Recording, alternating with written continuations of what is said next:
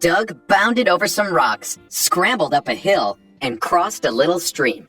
The dog was looking for a spot to camp for the night.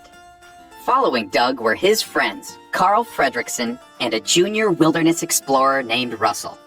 Doug had met them in South America when Carl and Russell were on an adventure. Doug wanted to find the best camping spot ever, just for them. Around his neck, Doug wore a high-tech collar that helped him speak to humans. "Find the spot! Find the spot!" he chanted. Suddenly, Doug saw a perfect place. "Point!" he shouted. He froze and pointed toward a clearing up ahead. It had trees on 3 sides and a beautiful view across a valley. Russell and Carl caught up to Doug. "I like it," Russell said. Carl put down a picnic basket that held their dinner and breakfast for the next day, and a jug of lemonade. "Let's set those tents up," he said. Carl and Russell put up the tents and unrolled their sleeping bags. They cooked dinner over the campfire, and afterward they roasted marshmallows. Before long it was late, and time to go to bed.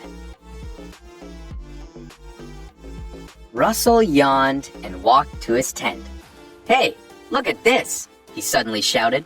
On the ground past the campfire was a trail of paw prints. Doug sniffed the tracks. "What animal made these?" "A bear," Russell shouted. "No," Carl frowned, "they're too small." "I can check my Wilderness Explorer handbook," said Russell. "No," declared Carl, "it's bedtime." "I will keep watch all night," Doug offered. "Do not worry, I will not fall asleep." Russell gave Doug a big hug. "Good night," he said. Then, he and Carl went into their tents and zipped up the flaps. Doug was proud to have such an important job. He was going to be a super watchdog. He sat outside the tents as still as a statue. But wait, what was that by the oak tree? A squirrel? Oh boy! Doug charged and tripped over a rope on Russell's tent, pulling it down. Doug froze and waited for Russell to wake up and come out. Then he heard a snore. Russell was still asleep. That was close, Doug thought. Doug sat up straight and looked at the moon. Then, suddenly, a bat swooped down over the clearing and Doug jumped in surprise.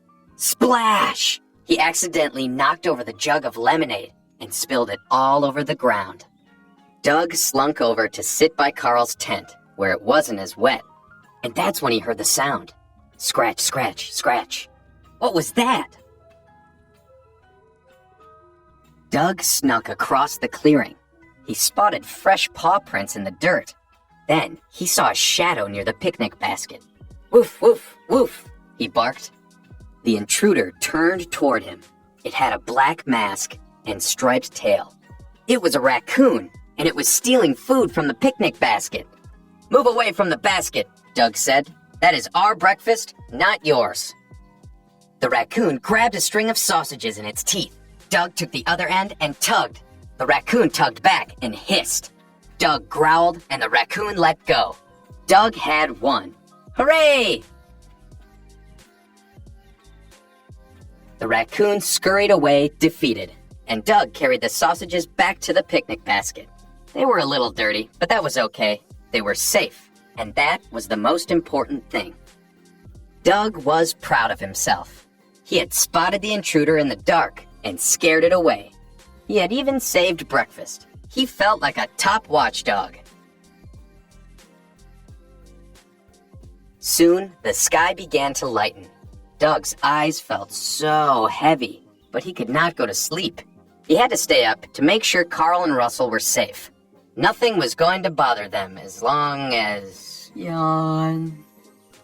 A few minutes later, Carl came out of his tent and looked around. He saw Russell's collapsed tent, and the spilled lemonade, and the dirty sausages, too. Then he saw Doug curled up on the ground, fast asleep. Carl sat next to Doug. Doug opened one eye. "I found the creature that made the paw prints," he said. "Yes, I heard," Carl replied. He patted Doug's head as they watched the sunrise. "Good dog, Doug.